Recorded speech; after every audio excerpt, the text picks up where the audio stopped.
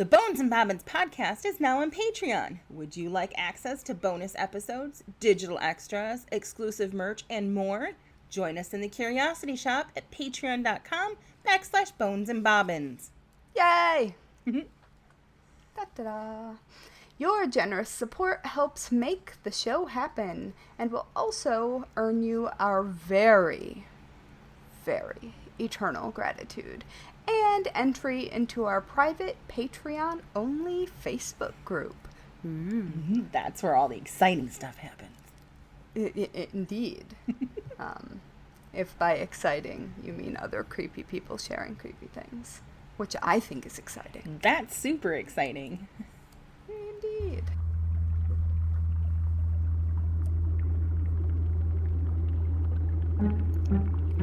In a dusty old shop on a forgotten old street, you'll find two witches with books 3 boxes deep. Next to rusty old needles and faded red thread, you'll come in for yarn, but leave with pigments instead. Whether poisons or patterns, we're always discreet, where creepy and crafty and morbidity meet. Welcome to the Bones Bobbins Podcast. Hello, morbid makers. We are your slightly creepy, Mildly disconcerting, somewhat sinister, delightfully discomposed, opaquely odd, merrily morbid, marvelously misanthropic hosts. Indeed. I'm Haley from Red Handled Scissors and the Very Serious Crafts Podcast. And I'm Natali from Uber Dark Designs, an official murderino maker. Huzzah! Yay! Yeah. So how you doing? So, I'm doing all right. So you know how we talked about chatelaines? Yes. And how I'm obsessed with them and I really want one? Yes. So my pal Emily saw one of the social media posts that I made about them and was like, oh, I think I have one of those. Let me go look for it. And then she did. Yay! You can have And she found it. And so she's going to send it to me. And I am so excited. It's beautiful. That is amazing and very, very exciting. I have rarely been more excited. Maybe never. I'm not sure. I can't wait. Oh my gosh, what are you going to put on it? Tell me everything. It's already got stuff on it. What kind of things? It's got a very ornate scissors holder with scissors. Ooh. I think it has a needle case. And I can't remember what there are 3 things on it, I think, right now, and there's room for additional things. But the other one might be a match case. It seems like matches used to be smaller because there have been lots of match cases labeled just in my travels through the internet that look a little small for that. Ooh. But I don't know. So I'm very excited. I am super excited. Yeah. And it's sturdy. It's the belt hook kind. Ooh. And so it looks like I could actually use it. I cannot Yeah. wait. Yeah, I'm really excited. I am too. So how was your week? My week was pretty good. I know has chatelaine. No, but that's okay. But I did end up continuing down the rabbit hole of sewing kits, which is what we discussed on our Patreon episode. Right. Speaking of Patreon, we should probably take a little quick break to thank all of our fantastic Curiosity Shop members over on Patreon and give a totally normal and not at all creepy welcome to our newest members. We have 3 new members. Oh, do we? We do. We have Courtney in California. Hello. Who is also my twinsy and I adore her to bits. We have Debbie Brunner. Hello. And then we have Erica Salazar. So, welcome, ladies. Ooh, Salazar. Yes. I like that last name. It is a good last name. I'm very excited. Yes, well, thanks, friends. We are very pleased to have you in the Curiosity Shop. Indeed. Yes. And also, you are the best. And we would totally go explore hidden old graveyards in the woods with you, which is honestly saying a lot. True. I would go so far as to throw a picnic in the graveyard. Oh, yeah. With them. In the woods. Yes. Like, we're breaking every rule that you could possibly break in the not dying category. Indeed. For you guys. I think there's only one rule that we have to hold true to. And that is, as this is season 1, episode 5, dolls, creepy little bastards. No dolls are allowed to the picnic. Maybe a teddy bear, but no dolls. But what if there are already dolls? Well, we're not going to mess with them if they're already there. We're not going to kick them out of their home, but... No, I'll get to that, though, because there might be. Woo! I cannot wait. Yes. So, I'm going to tell you a little story. Tell me. I'm going to tell you a little story about a girl who has been nicknamed Frozen Charlotte and has inspired many a doll in Victorian Kidland. Yes. So, Frozen Charlotte, which many creepy folk will have already heard of, is basically a cautionary tale about a very vain and very foolish young woman, probably from the 19th century, who froze to death on her way to a New Year's ball while riding in an open sleigh. And oof. Yeah, right? That is not a Christmas Carol. No, it's not ideal, I have to say. And so multiple incarnations of this story have existed over the years, and some do and some don't mention the New Year's connection. There's a poem, a ballad, other various related tales, but the original poem has been credited to Seba Smith and was published in The Rover. Oh. In 1843.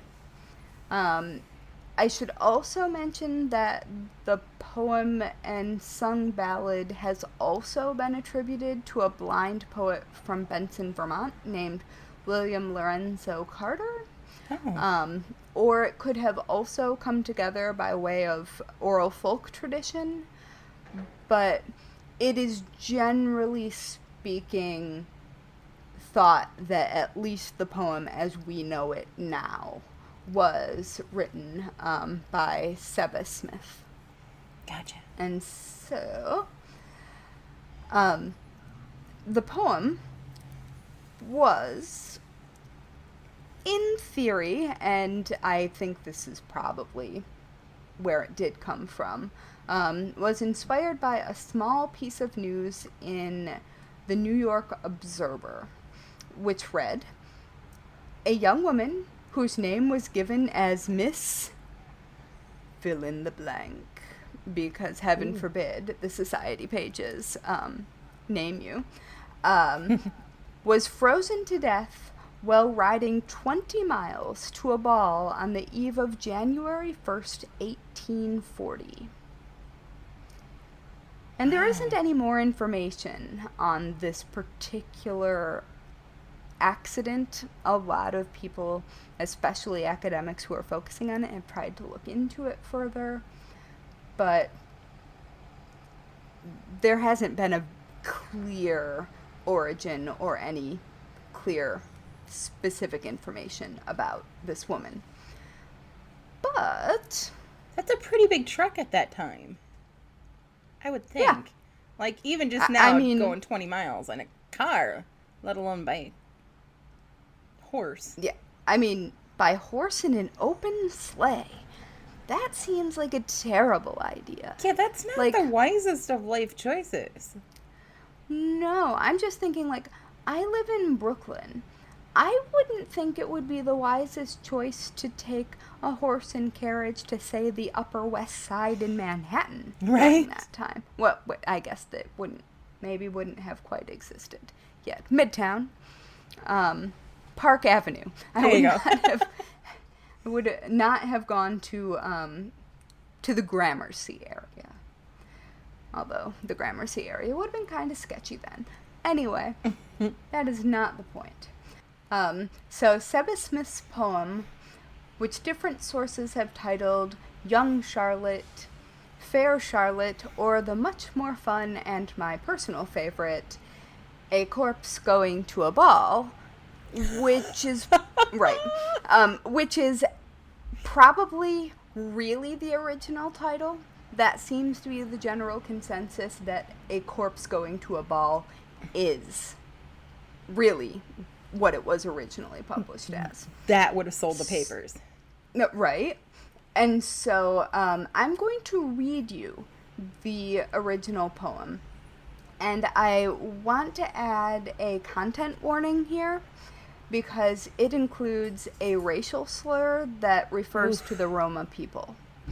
And just a heads up, I know that that's inappropriate language, and if you don't, you definitely should know that it is a racial slur. But I'm going to read the unabridged poem. So, a corpse... Sorry. Hi, cat. It's like story time. Let me jump in. Oh, yes, please. Better get the cat. Okay. Hi, cat. Just like, hello. All right. So, a corpse going to a ball.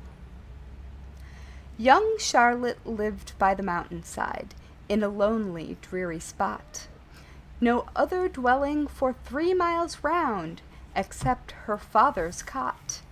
And yet on many a winter's eve, young swains would gather there, for her father kept a social abode, and she was very fair.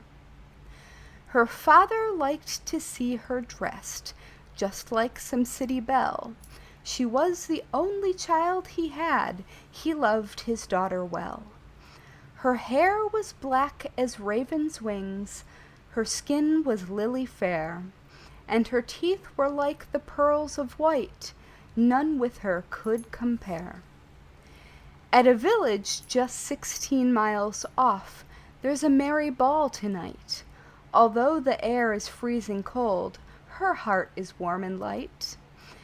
And there she watched with an anxious look till a well-known voice she heard, and driving up to the cottage door, young Charles in his sleigh appeared. The mother to her daughter said, "These blankets round you fold, for it is a dreadful night, you know, you'll catch your death of cold." "Oh no," the darling cried, she laughed like a gypsy queen, "for to ride in blankets muffled up, I never could be seen. My silken cloak is quite enough, you know it's lined throughout.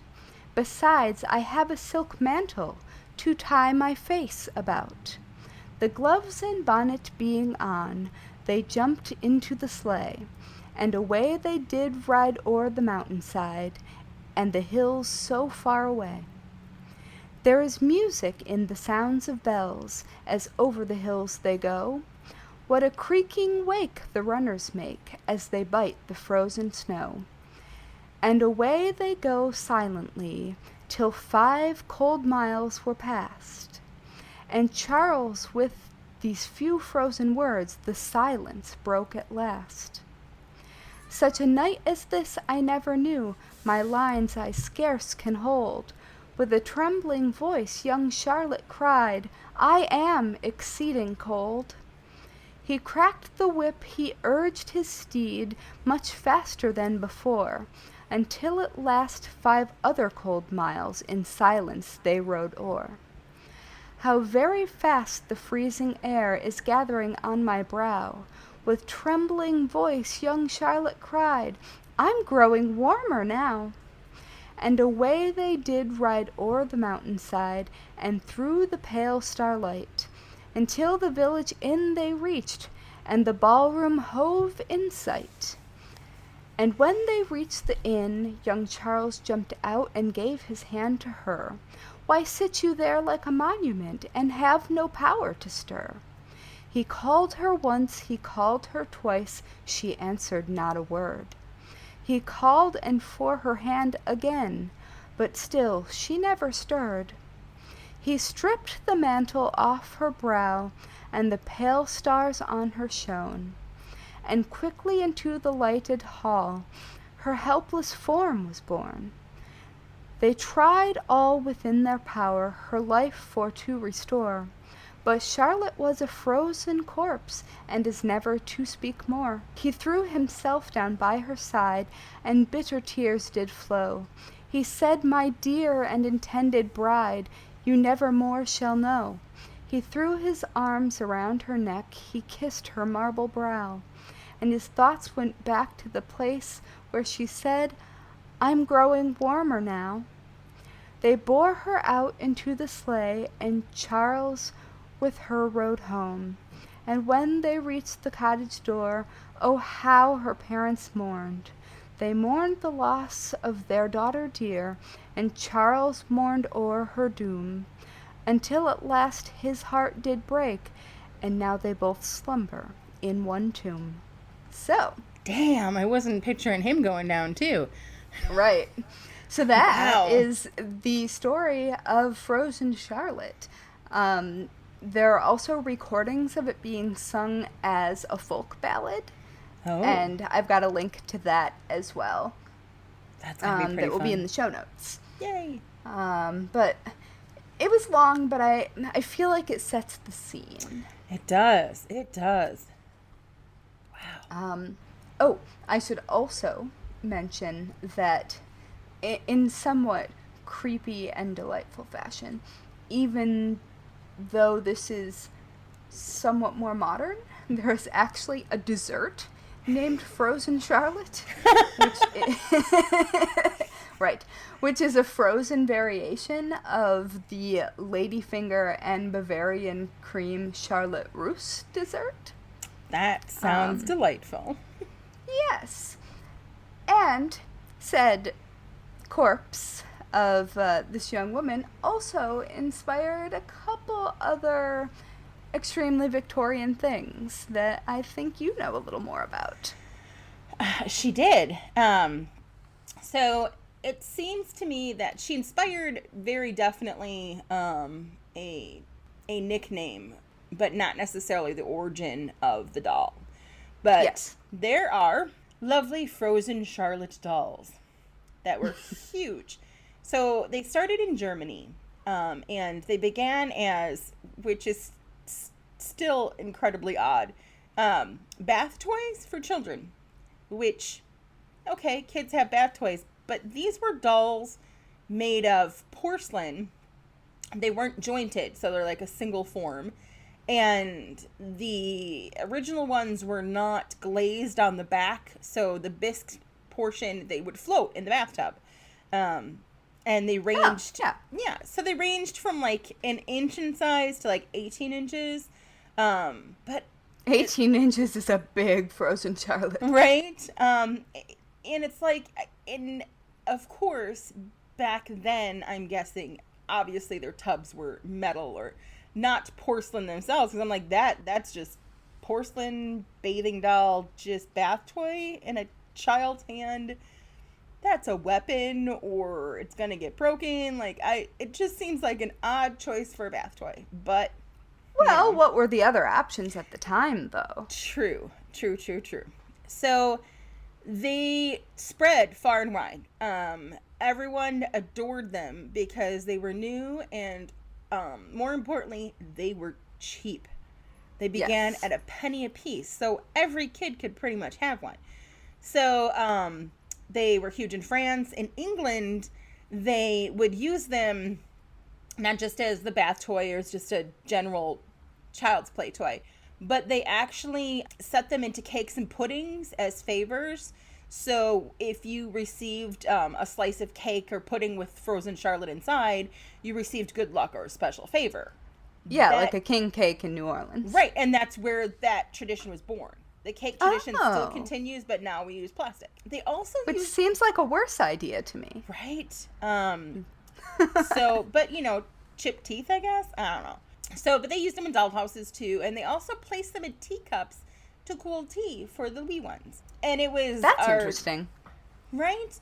Our Americans, we love ourselves a good story, but we also love a story with a lesson. And we loved the fact that the lesson of Frozen Charlotte was, don't be vain and listen to your mom.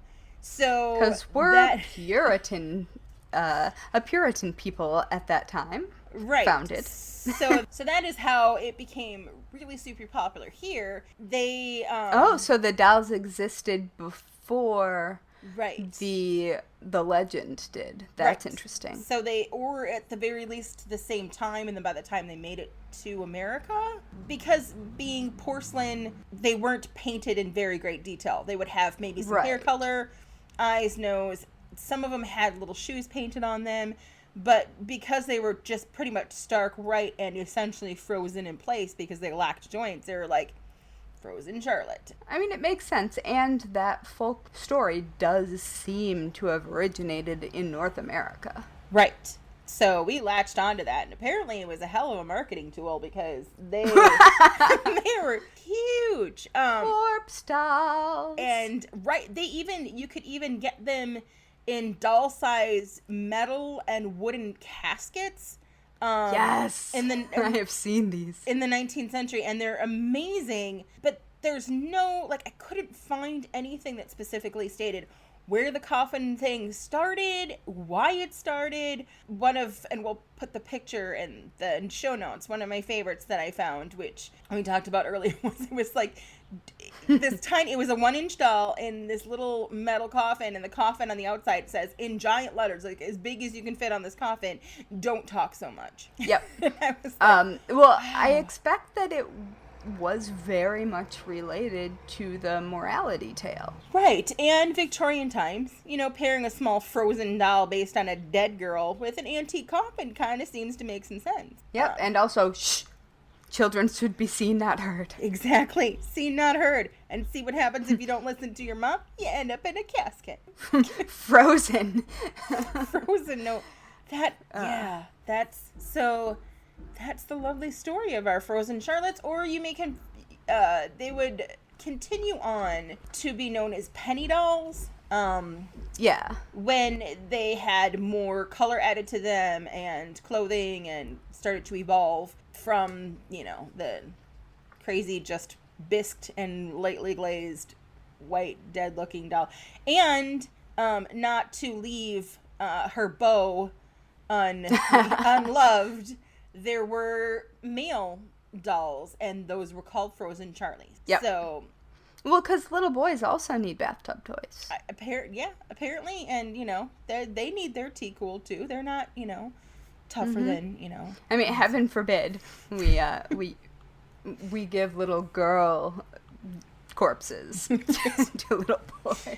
And shut up or you'll end up in a coffin. You boys are fine though. It's okay. So yeah, and they are everywhere. You can find a ton of them because they were so prevalent. You can find some fairly reasonably priced if you wanted to start a collection. Oh yeah. What's interesting is because they are porcelain and highly breakable, you can find them in various missing limbs, which just adds to the creep factor. Oh yeah, I have my very own story about encountering Frozen Charlotte dolls. Oh, I cannot that wait if you to- are a patron, you get to hear. Oh, I'm excited. So, yeah, Frozen Charlotte. Listen to your damn mom. Wear a muff. You're not invincible. I mean, she was wearing a mantle. Well, She out of just silk. wasn't wearing a blanket. Sure. Also, open sleigh at that time just seems really unwise. I mean, now I have Jingle Bells stuck in my head. So, that is, I don't know. We could really go down a deep rabbit hole of creepy old Christmas songs. So I'm guessing Jingle Bells was after this. I don't know. I'm Now sensing the ground is white, so goeth while you're young, and take the girls tonight. sing this slang song. I'm foreseeing our Christmas holiday episode forming. Yeah, well, I have a favorite Christmas album called I think it's called Excelsius, A Dark Noel, which is basically Christmas carols in minor chords, and it is amazing. That sounds amazing. Pair that with a little everything's Krampus, creepy. and we're set. Well, I am of German origins. Same here. So clearly we've got a Christmas thing that's going on that we need to pursue further. But now is not that time. Nope. No, it's not. No.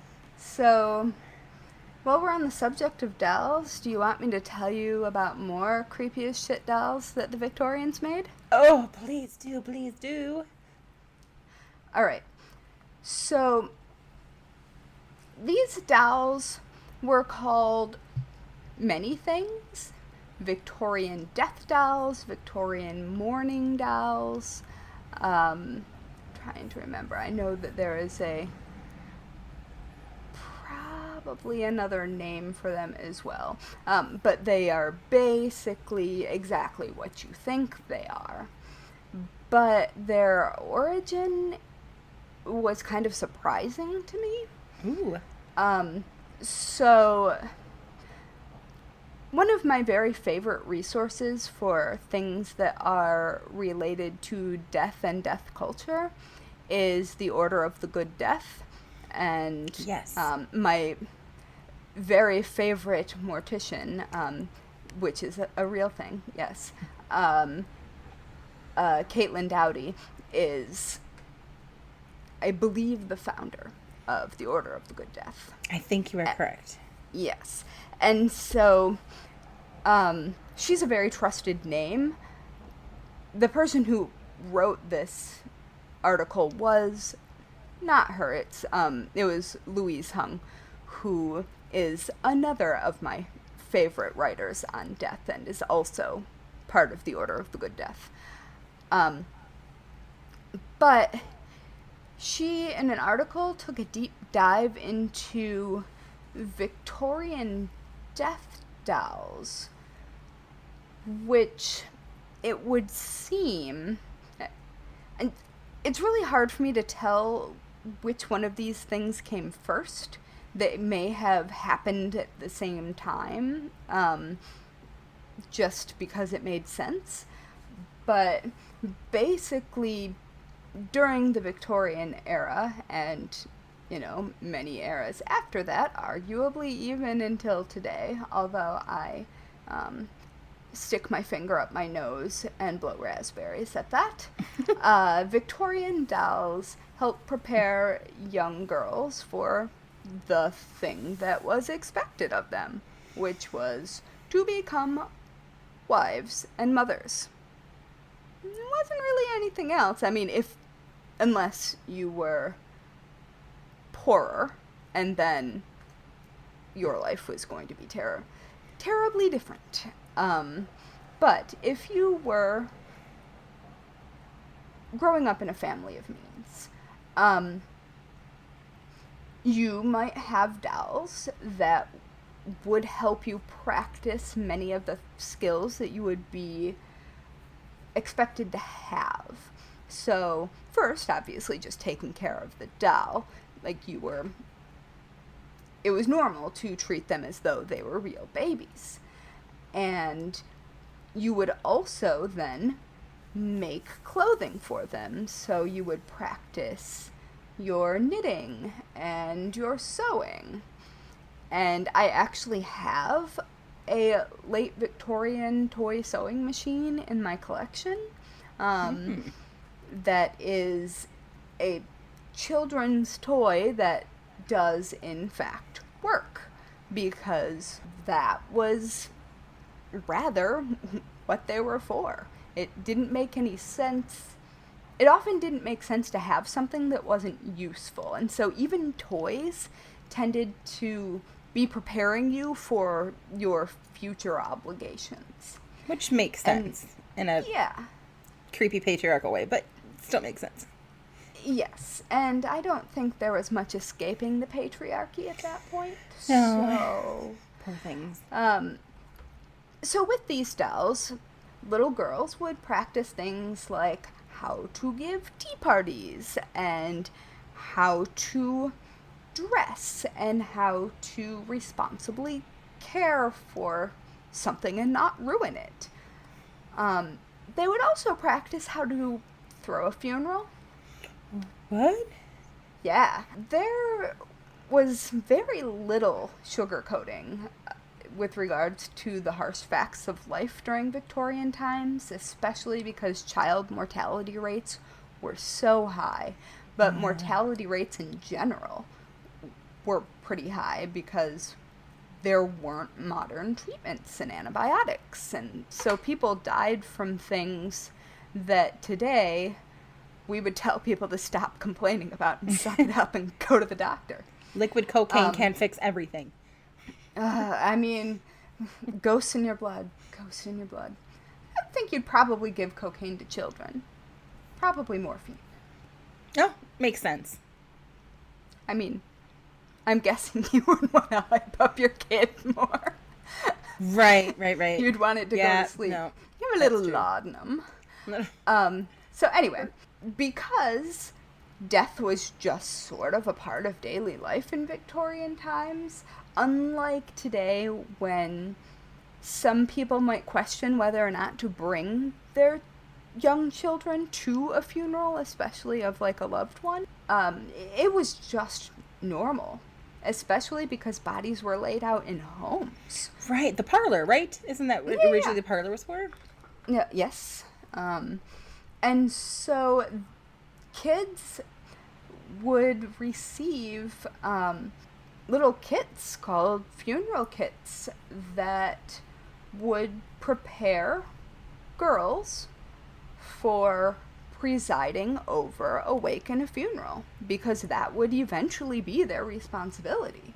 Wow. And so these kits would include a small coffin, the size for a doll to fit in, black mourning clothes, and all of the tools necessary to practice laying out a body and also dealing with the grief of others. I am equal parts mortified and jealous.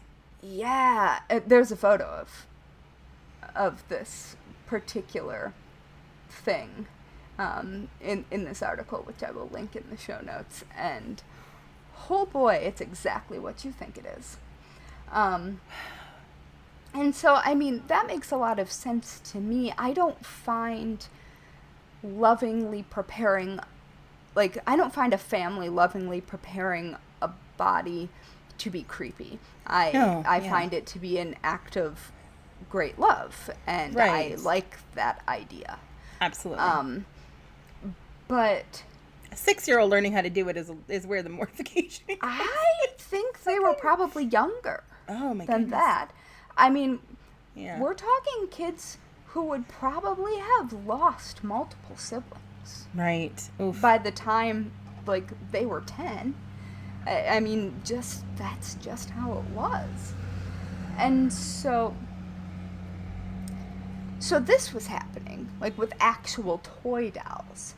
And then, also happening at the time, were mourning dolls, which were basically realistic wax dolls that were carved to look like a lost infant or child, and they would be dressed in the child's clothing and often would have the child's actual hair Okay. on their heads, and sometimes they would even be weighted to feel more realistic.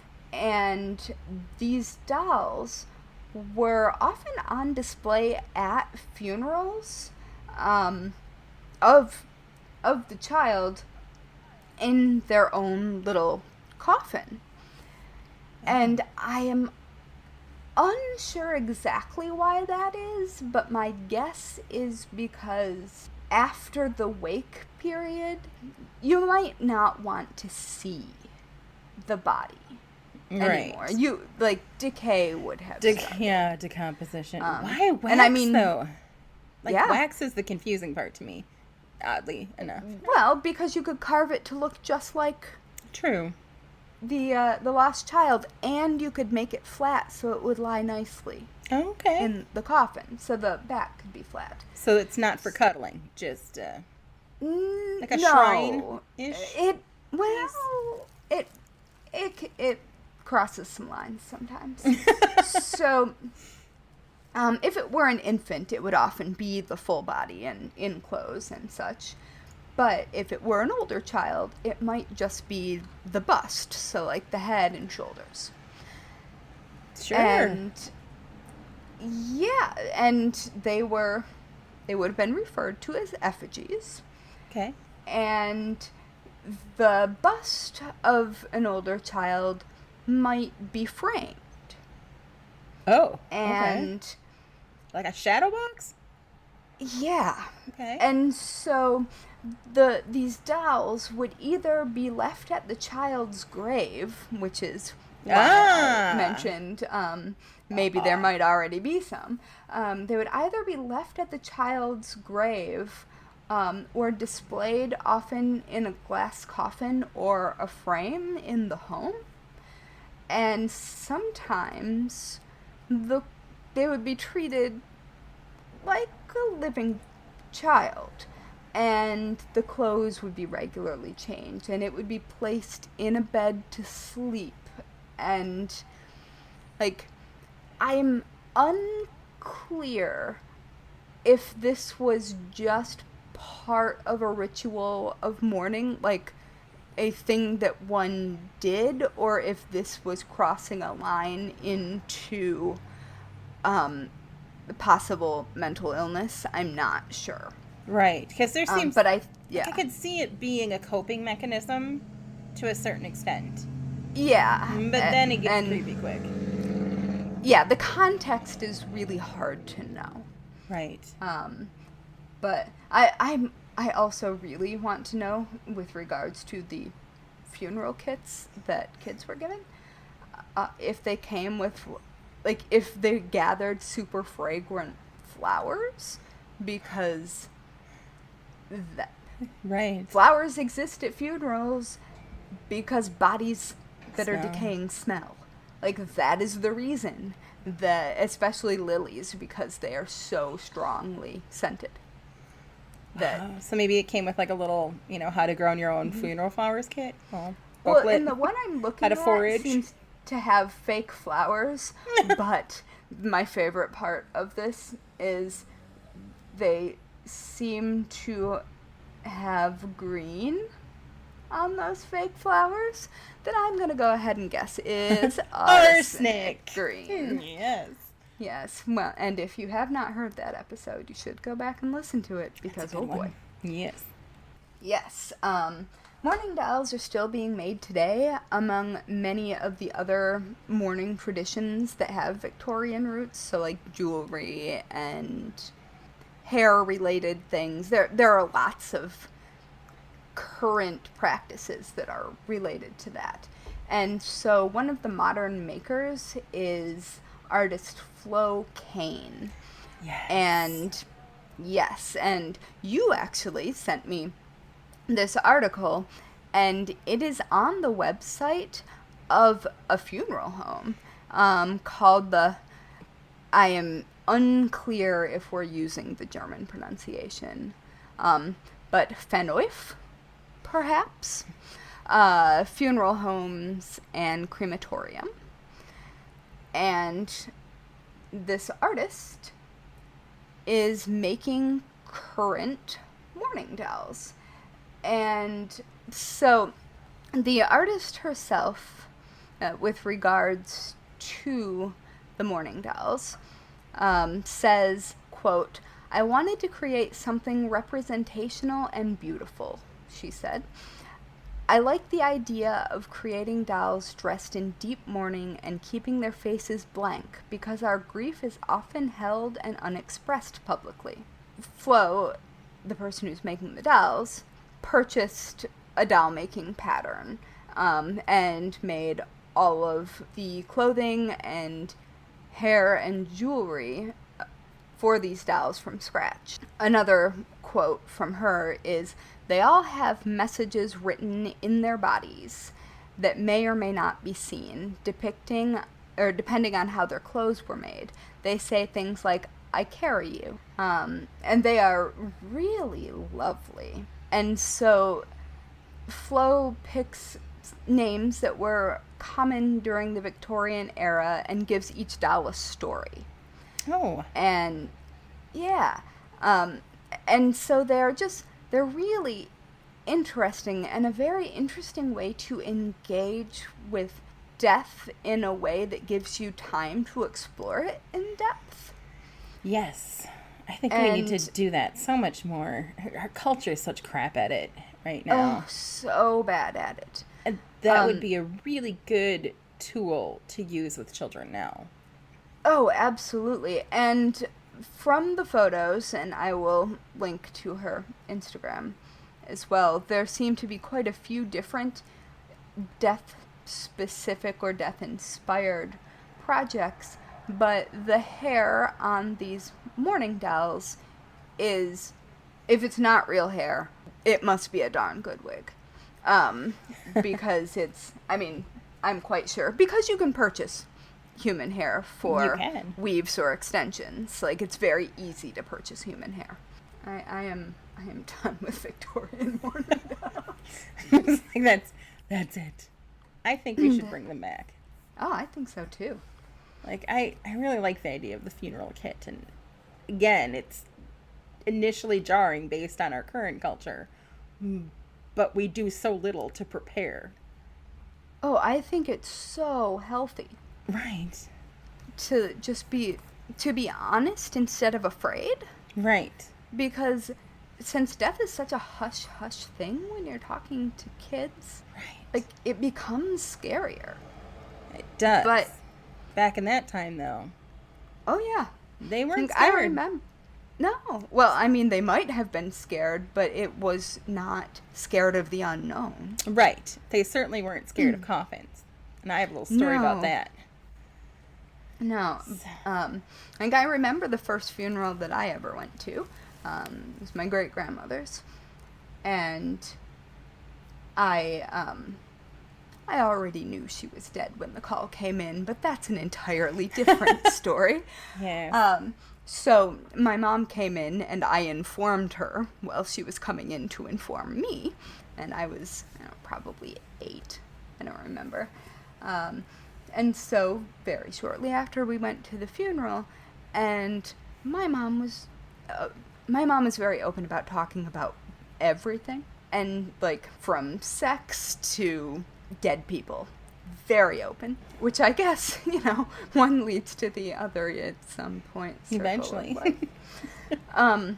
So when we went to the family-only visitation, my mom brought me up, and I was looking, and I'm very short, so, a chair was dragged over so I could just look. And I did for a very long time, and they had done a very beautiful job. She just looked like she was sleeping. I remember vividly what she looked like. And at some point, I was standing there with my grandma, who is her daughter, and my mom. And my mom just said, "You can touch her if you want to." And so I did. I held her hand and felt her skin because I knew what it felt like before. And I touched her rings, and like, I touched her face. Aww. And it was weird. I mean, I can imagine. She was a stiff, embalmed body. But it was also fascinating. And every funeral that I've been to since that was someone that I was close to, I have touched them. Yeah. And because it feels like a respectful way to connect with the body to me. Yeah. And I know that it would feel differently to some. And I generally do make sure that I'm alone so I don't freak anyone out. But I just think it's so much more healthy to interact with death than it is to be horrified by it. Right, because it's inevitable. It's like the one thing you can count on. Yep. So.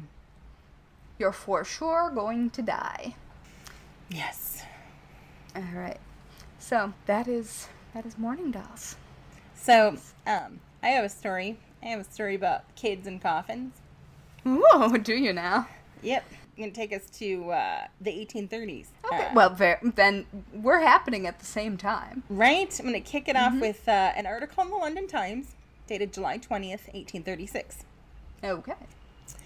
That early in July 1836, some boys were searching for rabbits' burrows in the rocky formation near Edinburgh, known as Arthur's Seat. Yep. In the side of a cliff. Edinburgh. The side of a cliff, they came upon thin sheets of slate, which they pulled out. Little cave, 17 tiny coffins. What? 3 or 4 inches long. In the coffins were miniature wooden figures. They were dressed differently in both style and material. There were 2 tiers of 8 coffins each, and a third one begun with 1 coffin. The extraordinary datum, which is especially made mystery here, that the coffins had been deposited singly in the little cave and at intervals over many years. In the first tier, the coffins were quite decayed, and the wrappings had mouldered away. In the second tier, the effects of age had not advanced so far, and the top coffin was quite recent looking. So that's right. Do we have puppets? We have a mystery is what we have. So according to the article in the Scotsman, and the Scotsman's been around since like 1817 and is still going strong. So they added that each coffin contained a miniature figure of a human form cut out of wood, the faces in particular being pretty well executed. They were dressed from head to foot in cotton clothes and decently laid out with a mimic representation of all like the funeral things that you'd see. The coffins were, again, 3 to 4 inches in length, regularly shaped. They were cut out from a single piece of wood with the exception of the lids, which were nailed down with wire springs or common brass pins. The lid and sides of each were like studded with ornaments formed with small pieces of tin and inserted in the wood with great care and regularity. They are, and we will include photos, they are all different. The people are different, the coffins are different, the size is the commonality amongst them. But thus pretty much began the mystery of the 17 miniature dolls with coffins. And this mystery still remains today. The exact details of the coffins and their contents and even the actual location where they were found is up for a bit of debate. The biggest mystery of them all is, well, what the fuck? I mean, who made them? How did they get there? Like, seriously. There's a whole lot of why, and, like, that's the biggest. I think it was witches. That, we shall get there. So, tale tells that only half of the actual coffins ever even made it completely intact. As, again, the Scotsman explained that a number were destroyed by the boys pelting them at each other as unmeaning and contemptible trifles. So, in modern day terms, the little bastards were chucking them at each other. So an unreferenced account in 1956 states that the boys didn't even bring them all down. That their schoolmaster did the next day and then took it to his archaeological society group after prying them open at his kitchen table. And don't do that. Take them to the archaeological group first, schoolmaster. Right. But Boy. There's not, there's some documentation that kind of backs that up, but not, again, 100%. Sure. So in 1901, a set of 8, together with their contents, were donated to the National Museum of Scotland by their then owner, Christina Cooper of Dumfriesshire. Ooh. But I'm saying that right. And that's where they remain today. Wait, so, Dumfriesshire? Dumfriesshire, I'm guessing sheer. She's long gone. Because they are all shears. Shears. There we go. So anyway, doesn't matter. Sure, it's a lovely town, and I shall visit it someday and learn how to pronounce it properly. That's what I think we should do. We should make a list of all the words that we have failed to pronounce, and then go to there. I really want to go to this National Museum of Scotland. Me you too. Want to with me? I already do. There we go. So, there's some incredibly deep dives you can do, like, if you're down for some archaeological, geekery, and I wholeheartedly encourage it. But once I started going down that hole, I was like, I don't even know how much of this to add, and there's so much of it. So I'm just going to jump to the 3 main theories of thought on these. So, the first, and I'm not going to lie, they're in my order of favorites. Kind of favorites. Maybe not. But the first most popular at the time was that the burials were part of some spell work, or that they represented mimic burials, perhaps for sailors that were lost at sea. So I could see that. Right. So most of these solutions, however, assume that the newspapers of the day were correct to state that the burials have been made over a considerable period of time. I love this quote. So Scotsman, again, on the 16th of July in 1836, read, Our own opinion would be, had we not some years ago abjured witchcraft and demonology, that there are still some of the weird sisters hovering about Mushat's cairn or the Windy Gull, who retain their ancient power to work spells of death by entombing the likeness of those they wish to destroy. So, obviously. Yeah, obviously, but here's my thing on that one. Weird sisters. I know, right? I love that. So here's the thing. So it is entirely plausible that witches would want to entomb the likeness of 17 men because they look like men. Yeah, I'm looking at them and they look masculine in like nature. Men.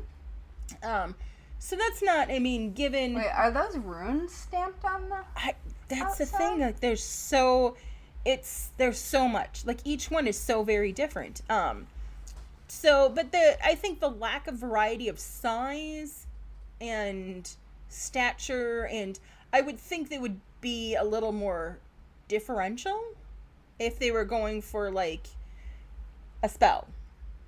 Yeah, but puppets are generally about the same. True. Well, they can be, and sometimes they are, sometimes they aren't. Right. Although I don't know if that tradition was happening. I know it was happening in, like, the hoodoo and voodoo traditions. I don't know how much it was happening in the more Germanic traditions. Right. I would think were they wrapped in cloth versus like put in an actual coffin? It depends. I know a bunch of answers to that, and I think that we shouldn't get into it because it is a religious study that I am not a practitioner of, and I haven't done enough research. Understandable. Yeah. So the second theory, and this one comes recent, and I'm kind of calling bullshit on it, but at the same time, it's also seems like it could be fun. But so again, our dear Scotsman paper on Wednesday, the 18th of April, 2018, article stated author and amateur historian Jeff Nisbet. Historian, that is never a good sign. Right. A U.S.-based Scottish author has claimed that he has solved the mystery behind the famous coffins. citing a little-known event dubbed the Radical War of 1820. Nisbet believes the coffins were created as a memorial to a political movement related to the war and those killed supporting it. So, according to this guy, many poorly paid workers and weavers from the area were arrested following a series of protests and strikes aimed at improving the work conditions and securing better pay. Many of those that were arrested were exiled to Australia, but several of the ringleaders were executed. Following the event, those who agreed with the movement were put to work building a path that would later become known as the Radical Road around Arthur's seat where they were found. So his theory is that the reason for the existence of the artifacts was to keep the flames of rebellion lit and to honor those radicals who had lost their lives and deserved to see their cause revived by later generations. Which... that would be great and all if anybody knew that they were there. Right, exactly. Like, the fact that they were... I mean, I guess... I don't know. It seems really far-fetched. And there's nothing... There's, like, 2 articles that state, you know, pretty much this... they reiterate what this guy says. Well, there's not a lot to... I was wondering, looking at them, if they were the bodies of soldiers who didn't come home from something. Like, that was one of the first things that I thought, that they were the grieving families from some village that was quite devastated by, like, well, not World War I, but... Definitely makes war sense. Before that, and wanted but why to have hide them service. Then? Oh, because they were putting them to rest. Oh, that's true. But in a masquerade, I guess. Well, if they all were like a company who passed together, all of these families could have come together. And, like, as you were talking about that popped into my head very strongly. That maybe that... because they aren't sinister. They're not. I mean, it is clear that love and care was taken in creating them. Yeah, like the one in plaid that seems to also have a waistcoat. Like, yeah. I mean, there's... the other ones seem to be largely plain muslin. And then there's one that is, like, a dramatic check pattern. Right. And then I also wonder if part of that is because parts of the other clothing were lost. Like, I wonder if that was the more recent one that was placed at the top. I don't know. Because it isn't the wood with the least amount of decay, though. Well, and that's the thing, too, is that they're not even certain that everybody got realigned correctly based on these kids pelting each other. Oh, sure. I mean, I'm just looking at the weatherware, but that could have everything to do with, like, a crack in a stone facade or moisture seeping in someplace like it. It doesn't say anything. Probably the dating of the tacks would say more. So, and there was a bit on the metal used, and the tool they believe used to carve, somehow leading to a shoemaker. But again, it's all really, I mean, so my favorite theory, because it's, well, you'll hear. But, so, theory number 3. It wasn't until the 1990s, so that's decades after the dolls were brought and displayed at the Royal Museum of Scotland, that experts suggested, that the 17 dolls are in fact represented the 17 victims of the infamous Burke and Hare murders, for which Burke was hanged after Hare turned Queen's evidence to save his own life. Like Burke as in Burking? Yeah. So TV producers working for the National Geographic Channel in 2005 even posited that the idea that the man behind the dolls was in fact Burke himself, in a bid to kind of calm his own guilt. And they approached Mr. Barber, who is the head of the specialist DNA unit at the Forensic Science Service in Wetherby, Yorkshire, and to use his skills, which are normally put to, helping police solve murder crime, like modern crime, Right. to try and prove one way or the other whether Burke made the dolls. So the idea was that he should try and obtain a DNA profile from Burke's skeleton, which is also kept under lock and key at the university. Well, and see at if least it matches it's there. samples. Right. So see if it matches samples taken from the doll. Yeah, because there could be touch DNA on those. Right. Unfortunately, the tests on the dolls found absolutely nothing, as Mr. Barber had predicted, based on just zero chain of, Custody. proper care and right. Mm-hmm. But he says that they also didn't disprove the theory either.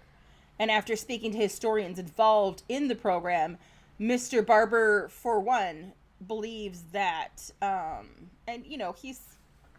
I kind of trust him, but he believes that Burke probably did make the murder dolls, because Hare was actually the more sinister of the two, allegedly. So because the discovery was not made by some trained archaeologist who made a painstaking examination before moving even a single piece of wood, but by a group of boys who, decided to just friggin' hurl them at each other, and who they actually never gave any first-person account to their find. It all kind of remains a mystery, which I love, but I'm also 100% going with Burke. Like, I think the number 17 is, it would be incredibly coincidental, I would think. Well, and the bodies are also not displayed with injury. And Burking, like, the whole point of it was that you couldn't tell that anyone had killed you, or them, or whatever. If you don't know what Burking is, which I assume probably many people listening to us do, but it's, as far as I can remember, a method of suffocation by weight. Is that true? Like smothering? I believe so. Because somebody will send us an email. Oh, absolutely.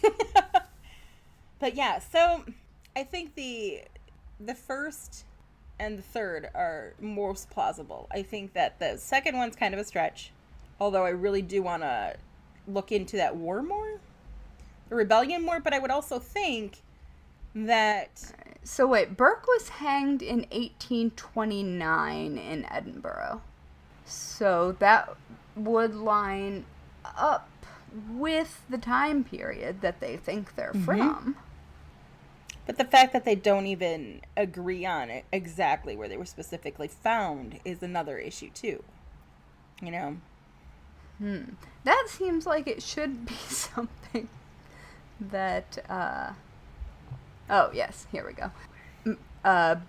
Burking means, asphyxial deaths that result from someone sitting on another person in a fashion that restricts breathing. So it wouldn't leave any obvious signs of death or struggle. Right. So I was right. Yay! You were. Yay!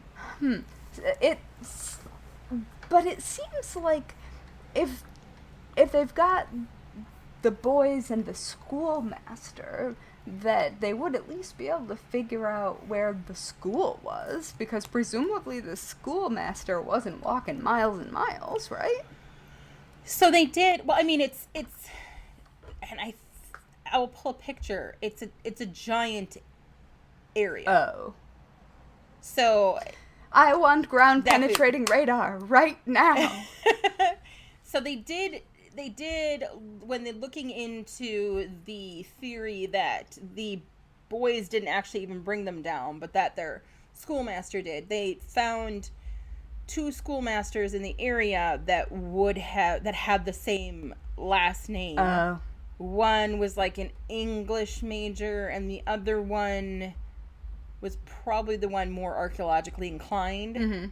But there's not... But the English major would have pried them open at his That's at his true. kitchen He would table. have popped some suckers open at the kitchen table.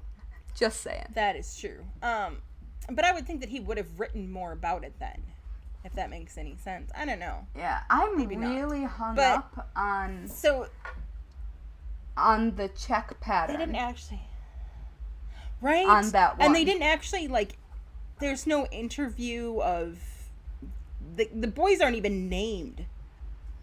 So it's a huge. There's a lot of holes, but yeah, definitely highly encourage the deep dive into all of this, because there's so much more than just Fascinating. at surface.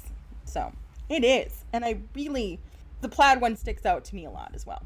Well, it's also wearing a cravat and has something and a codpiece.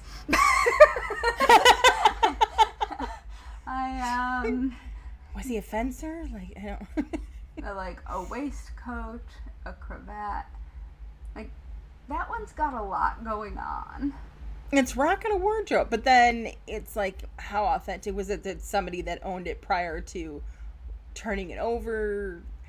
At one point, the collection sold for all of £4 at auction. Oh, well.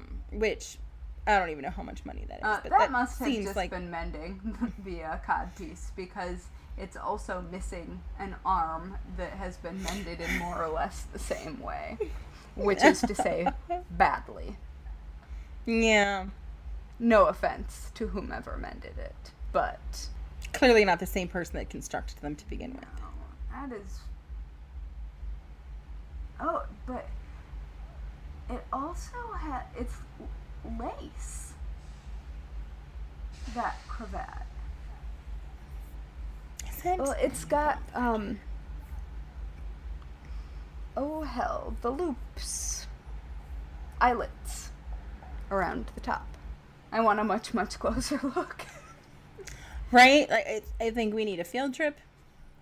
That's interesting. The pins are also interesting. if they're brass pins, that was used in lace making. Weirdly enough, that is the traditional lace making pin.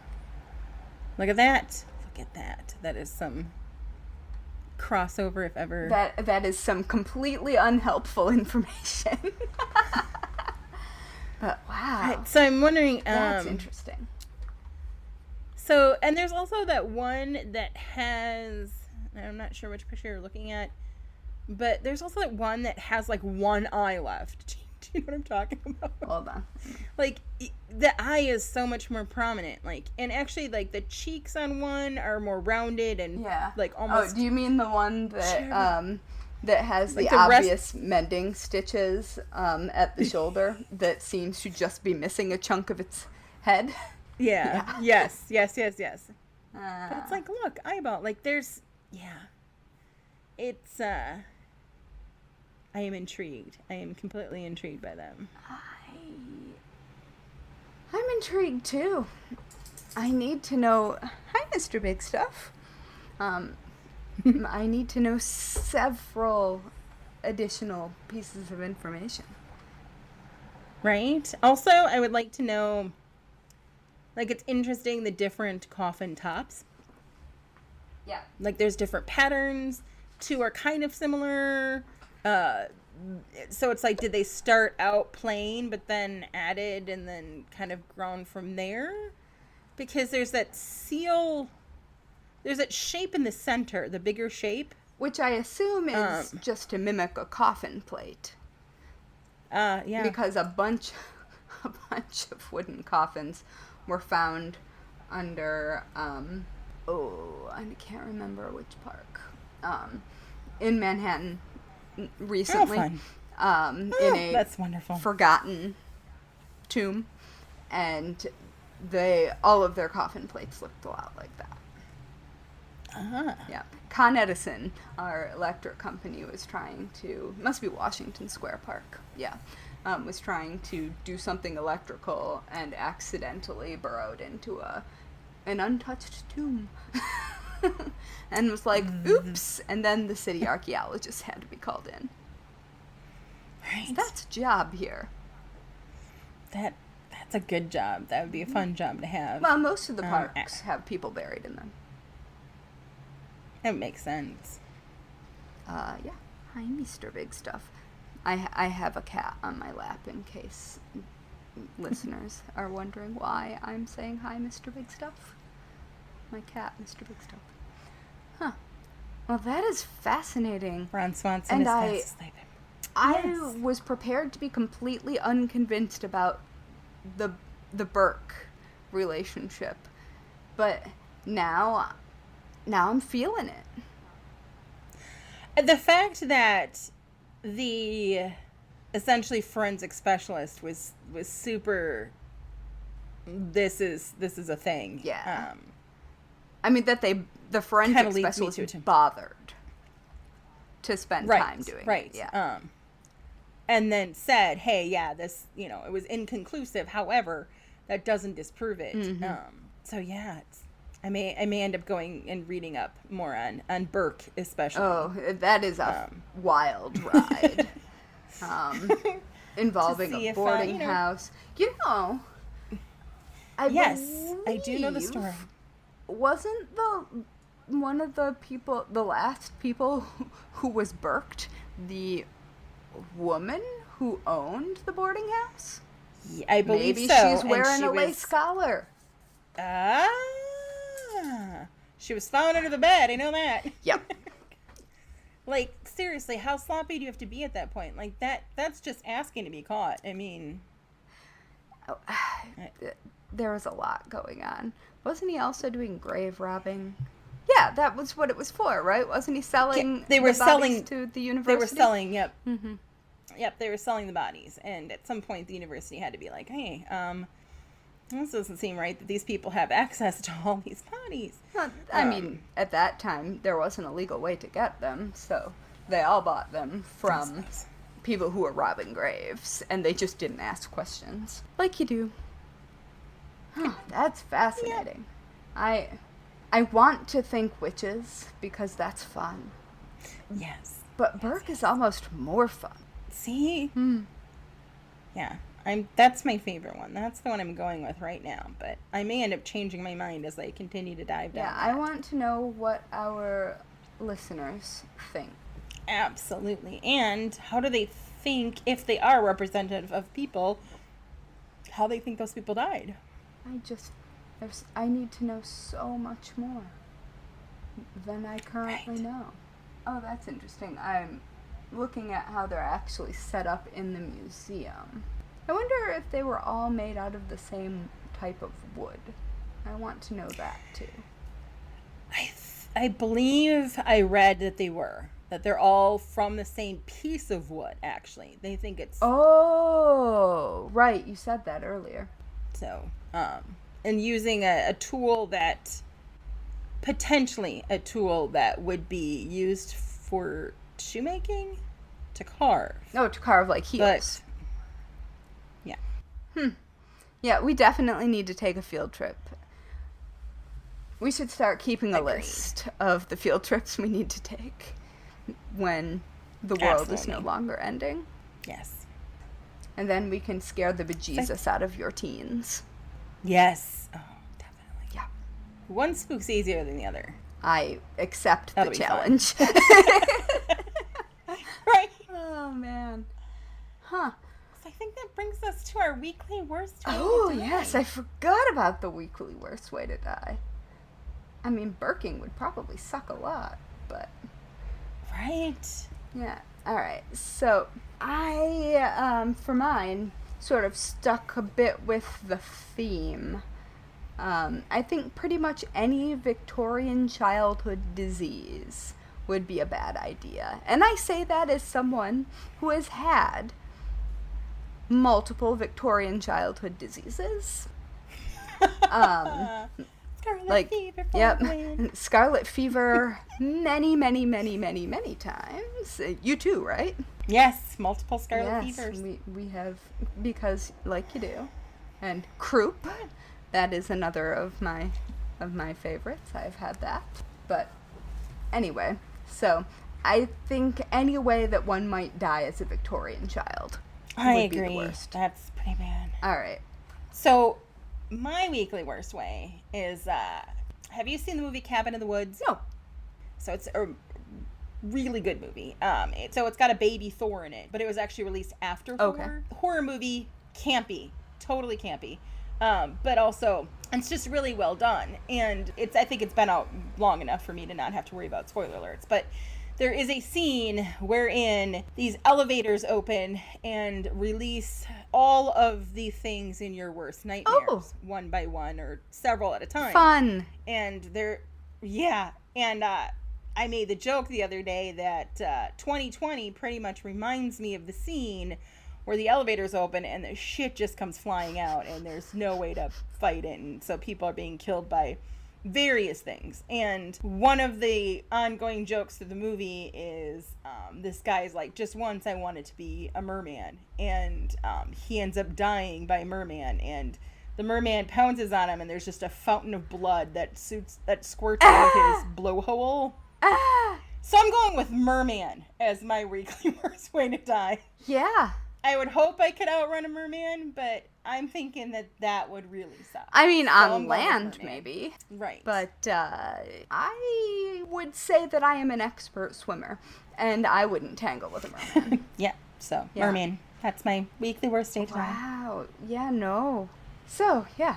All right, now that we've done that, merman. Now that we've done merman, which also might be fun. Who knows? Oh, my gosh. All right. Do you want to close us off? Sure. Wanna be spooky internet Please. friends? You can you can find us on Instagram, Facebook, and Twitter at Bones and Bobbins. And don't forget to rate and review this podcast. This one right here. It pleases the internet gremlins. And that's how we show up in recommendations so that other morbid souls can find us. And on that note, let us leave you with some advice that you should never forget. Lock your doors. And don't run with scissors. Each episode of the Bones and Bobbins podcast is written and researched by Haley Pearson Cox and Natali Hoyce. Our music was composed by Loyalty Freak Music. You can find us on Instagram, Twitter, and Facebook at Bones and Bobbins. Subscribe now on Apple Podcasts, follow us on Spotify, or check us out wherever you listen to your favorite podcasts so you won't miss a minute of our strange and creepy content.